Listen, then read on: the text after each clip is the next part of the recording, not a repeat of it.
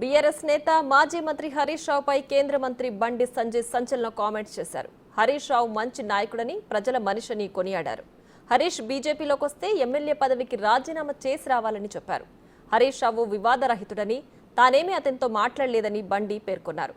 BRS నేతల్లో హరీష్ ఒక్కడే మంచి నేత అని కితాబిచ్చారు. అలాగని హరీష్ బీజేపీలోకి వస్తున్నారని ఆధారం లేని వార్తలు ప్రచారం చేయొద్దని, ఇప్పటికే ఆ పార్టీ అధినేత కేసీఆర్ కు షాకుల మీద షాకులు తగులుతున్నాయని అన్నారు. ఆయన ఆయురారోగ్యాలతో ఉండాలని తాను కోరుకుంటున్నట్లు బండి సంజయ్ పేర్కొన్నారు. పేరుంది, ఉద్యమం చేసిన వ్యక్తి. బట్ హరీష్ రావు మంచి పొలిటీషియన్. హరీష్ రావు వచ్చినా కూడా మళ్ళీ రాజీనామా చేసి మన ఎన్నికల పోటీ చేయాల్సిందే.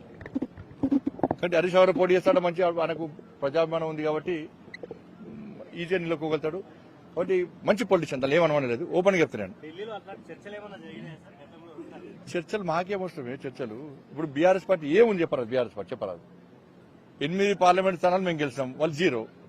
అప్పుడు కేసీఆర్ గిదే అన్నాడు కదా, బీజేపీ ఏముంది అన్నాడు. ఇప్పుడు నేనంటాను మీది ఏముంది అని నేను అంటున్నా.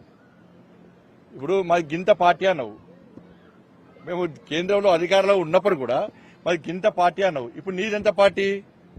నీ గింత పార్టీ నీది. నేను అహంకారంతో మాట్లాడలేను. కేసీఆర్ గారు ఇంతకుముందు చాలా అవమానకరంగా మాట్లాడాడు.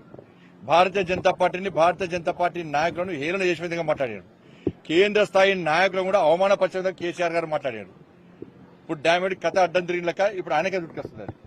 కాబట్టి అధికారంలో ఉన్నా, అధికారంలో లేకున్నా కూడా ఏ పొలిటీషియన్ అనగా పొలైట్ గా ఉండాలి, విమర్శలు చేయాలి.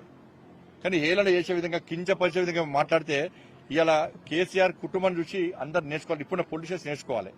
అందుకని అధికారుల పార్టీ నాయకులు కూడా చెప్తున్నాను, మీరు అహంకారంతో గతంలో బీఆర్ఎస్ పార్టీ ఏ విధంగా వివరించిందో అట్నే వివరిస్తే మీ కూడా బీఆర్ఎస్ పార్టీ కొట్టే గతం మీకు కొడుతుంది. దాన్ని గుర్తుంచుకోవాలి. పొలైట్ ఉంటాడు ఆయన, చిల్లు ఎప్పుడు మాట్లాడాడు. కానీ నాకేం దగ్గర కాదు, నాతో ఎప్పుడు మాట్లాడలే. నేను మీరు అడిగిన వాటి చెప్తున్నా. మళ్ళీ దీన్ని పోయి బ్రేకింగ్ పెట్టకూడదు. హరీష్ రావు గారు బీజేపీలో ఏడుతున్నారు, బ్రేకింగ్ పెట్టకూడదు మళ్ళీ మీరు.